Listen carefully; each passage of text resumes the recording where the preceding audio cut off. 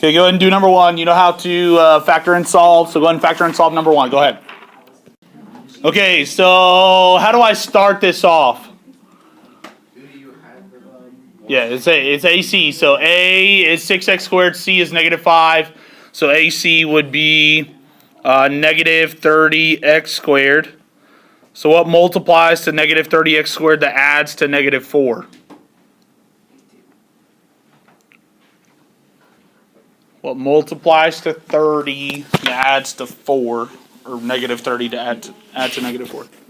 Is there anything? So are there zeros? Are there solutions to this? No.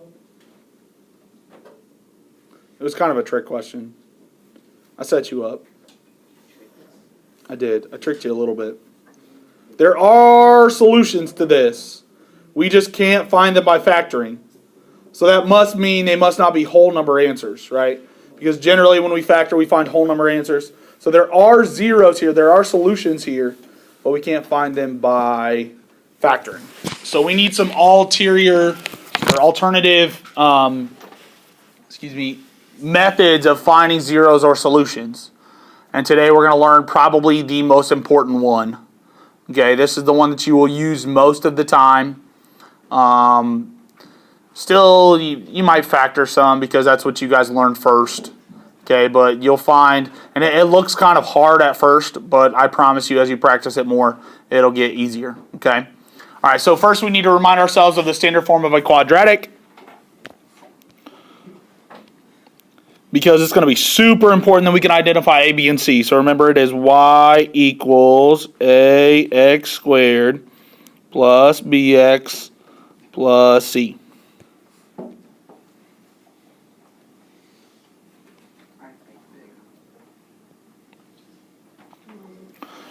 Okay, so this is a big formula, but it's a very, very important formula.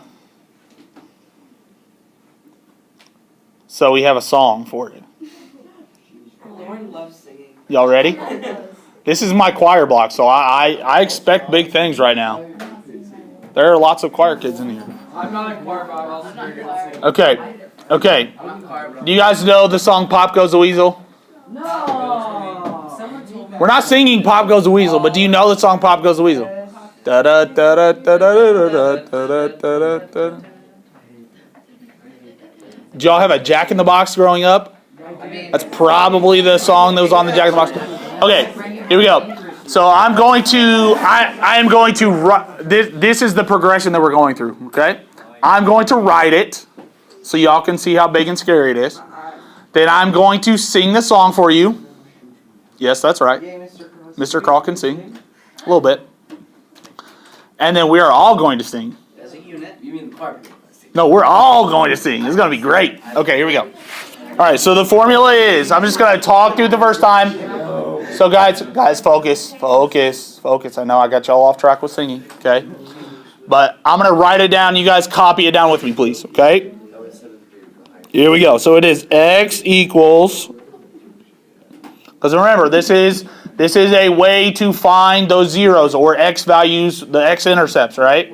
So this is an alternative to factoring. So it's x equals, it's a big fraction, so negative b plus or minus, and I know that's kind of weird to you guys, but there will be a plus answer and a minus answer. So for the formula, we just put plus or minus, okay? A big old long square root of b squared minus 4ac. Is your head spinning yet? Yes. All over 2 times a. You know an owl actually can't spin its head all the way around? Yeah. It's only almost all the way around. What are you talking about? Because Oh, because I just said, is your head spinning? in its neck than a human does. So Owls spin its head. Why are we talking about owls spinning their heads around? Okay, we have to focus back.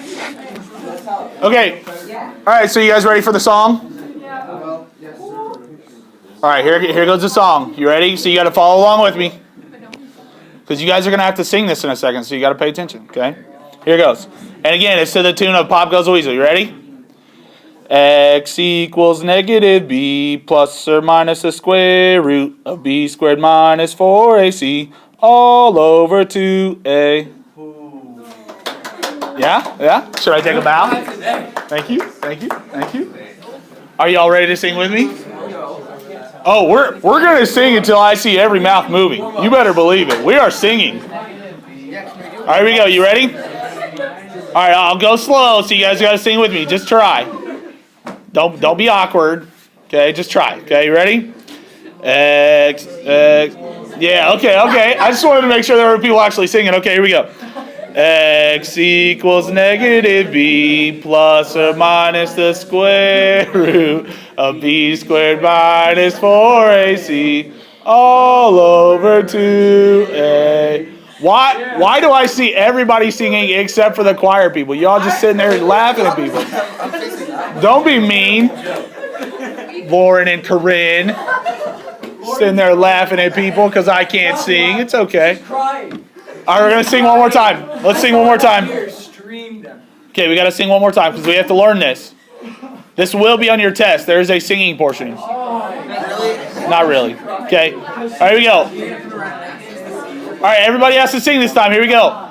X equals negative b plus or minus the square root of b squared minus 4ac all over 2a. Emily didn't sing that time. Emily. All right, Emily solo. No. Yes. I was just kidding. I won't do that. Okay. All right, we get the picture. FYI, it will be available. It will be available to you on all of your formula sheets, so you don't actually have to memorize it. But the song was fun, right? Okay, so here we go. For fun. Okay. So there are 3 things that have to be true. Yeah, I'm just ignoring you because you're going to ask something random. What? Yes, of course this is recording. It's going to be on YouTube forever. Okay. Okay. All right. We had our fun. Now we got to focus back in. So 3 things have to be true in order to use the quadratic formula. Okay, they're 3 pretty basic things, but they're 3 things that are really important, okay? So the first thing that has to be true, it has to be,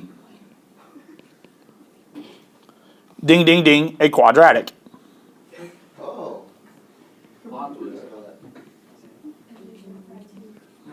Can you tell me what that means again?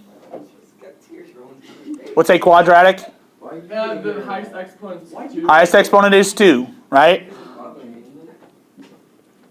So it has the highest exponent of 2. It has to be quadratic, so it has that x squared in it and nothing higher. Okay. Second thing is it has to be an equation.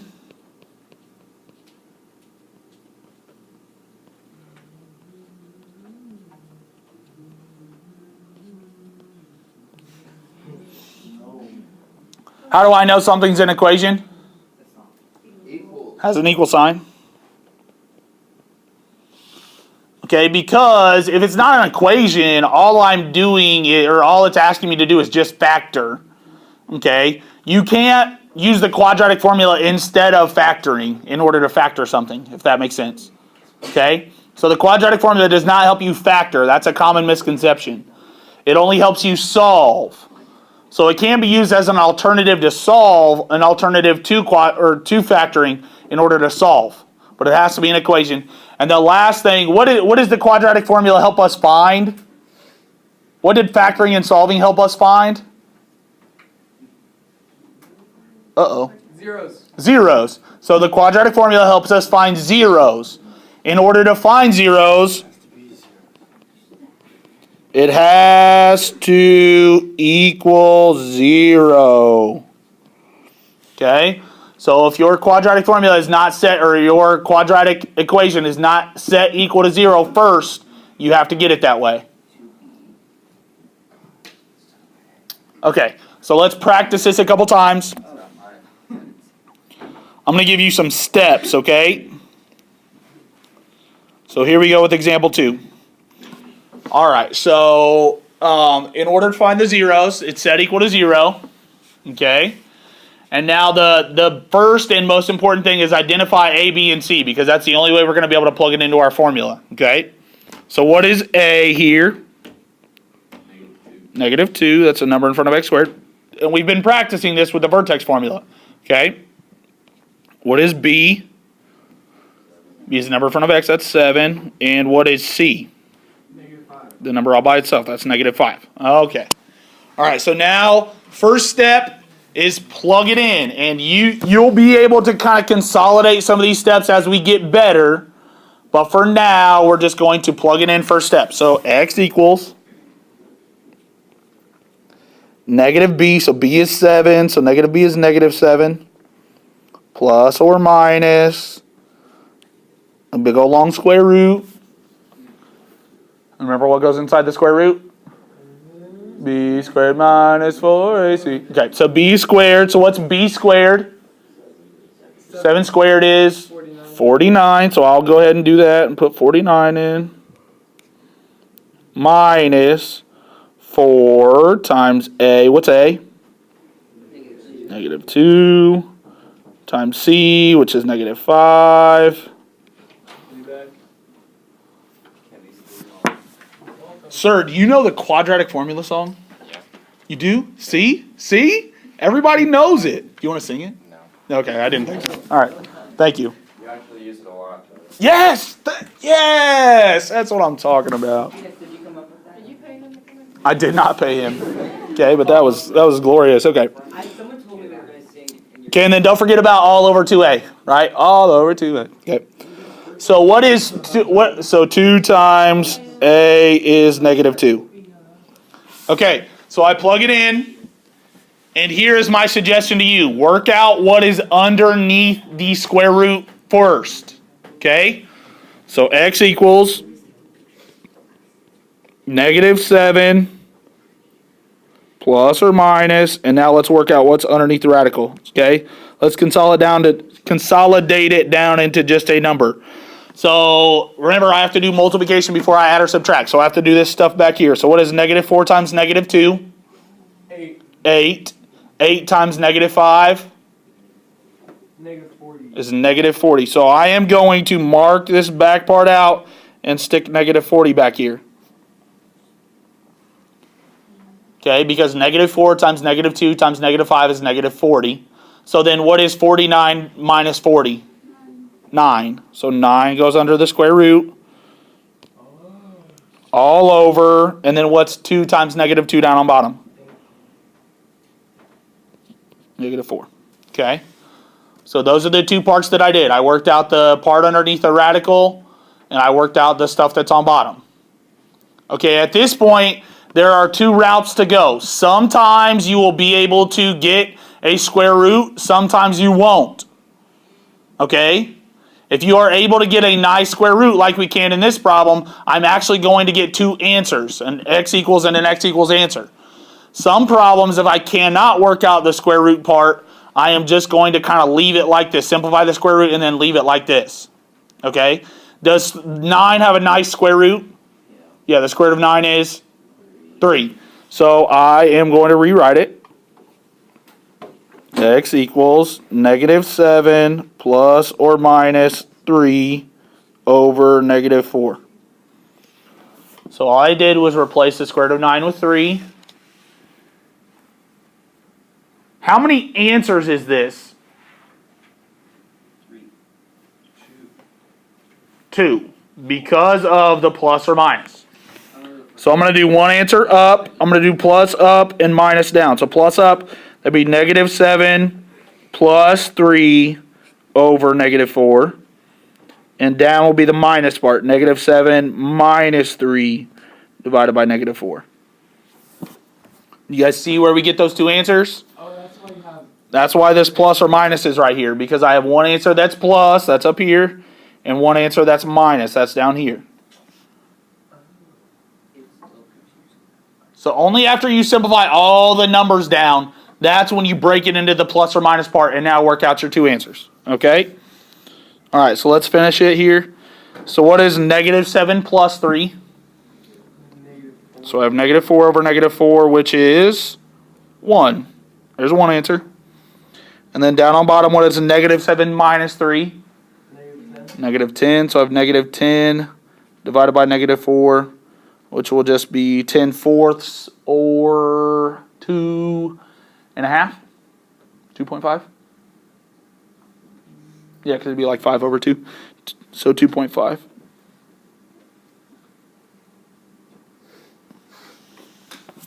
So there are my two answers, 1 and 2.5.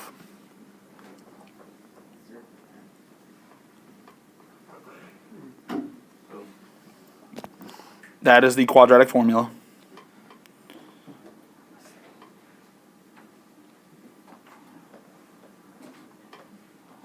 Wait, so are we all done with parabolas?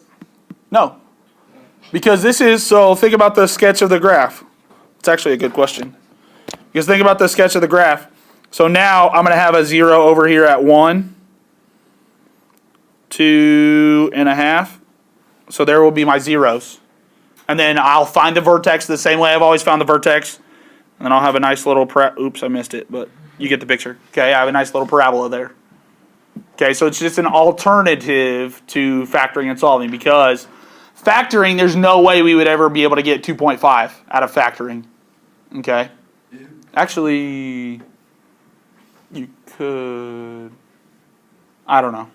Yes, you technically, I guess you could get 2.5 out of factoring, but sometimes it's a little more challenging. Sometimes you can't factor and get decimals. Okay? All right, should we do one more together? Yeah. Okay. Let's actually try this number 1 together. Can we use a quadratic formula here? Yeah. It is quadratic. It's an equation because I see the equal sign. Does it equal 0? No. Oh, no. Oh, so we can't do it. Okay, well, we can. We just have to do one little step first. So I have to make it equal to 0. So I'm just going to subtract 5 to the other side. And have 3x squared plus 10x minus 5 equals 0. Now I can use the quadratic formula. So A is 3. And I'm going to go a little quicker this time so you guys have a little bit of homework time. B is 10. C is negative 5. So I start plugging in. So I have x equals negative b. So that's negative 10. Plus or minus a big old long square root. B squared, so that's 10 squared, which would be 100. Minus 4 times A is 3 times C is negative 5. All over 2A. Okay, so there's 2A. Now I need to work out the stuff underneath the radical, right? Underneath the square root. So underneath here we have negative 4 times 3, which is negative 12. And then negative 12 times negative 5 is 60, positive 60. So I'm going to replace this with plus 60. All right, so now I have x equals negative 10 plus or minus the square root of 160, because 100 plus 60 is 160. All over down on bottom, 2 times 3 is 6. Thank you. Okay. So what is the square root of 160?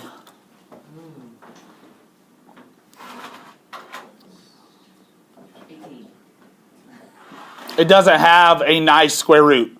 So it depends on what the question asks you here. If the question asks you for an exact answer in simplest radical form, you need to simplify the square root of 160.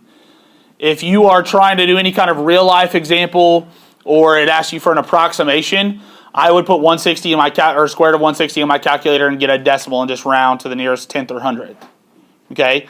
For our sake, let's look at what happens if I need to just simplify. So find some side space and let's simplify the square root of 160. So over here on the side, let's simplify the square root of 160. So do you guys remember simplifying radicals? I know it was a while ago. Break it down into primes. So I can break it down into 16 and 10. 16 is 4 and 4. 4 is 2 and 2. So once you find prime, circle them. This 4 is also 2 and 2, so circle them. 10 is 2 and 5, so circle them. So I have the square root of 1, 2, 3, 4, 5 twos. Oh, and then you gotta do the fish jail. The fish jail, yeah. Something like that. And then how do you take stuff out of the square root? You pair them. You pair them, because remember, squares and square roots are opposite of each other. So I find a 2 squared, another 2 squared, and then 2 and 5 are stuck. So the square root of 2 squared is 2. The square root of another 2 squared is another 2 outside. And then 2 and 5 are stuck inside. So outside I have 4, inside I have 10. So I am replacing the square root of 160 with 4 radical 10. So over here I have x equals -10 plus or minus, and we just said square root of 160 was 4 radical 10 all over 6.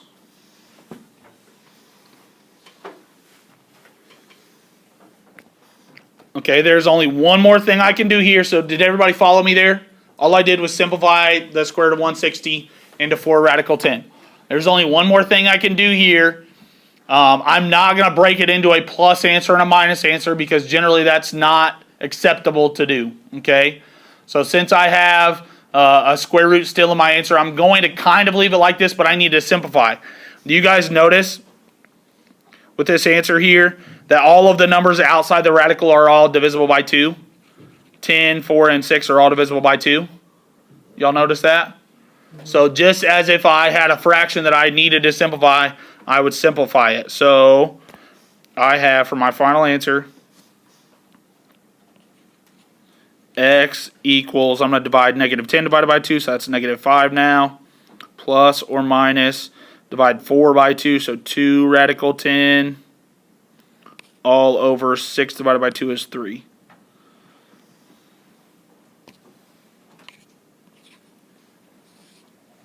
And that's my answer. So if it asks you for an exact answer, you have to simplify the radical. If it has a nice square root, like square root of 64, it would come out to be 8. Square root of 100, it would come out to be 10. If it has a nice square root like that, great, do that. If it doesn't, and it asks you for an exact answer, you have to simplify your radical and just leave your answer looking something like that. Okay? All right.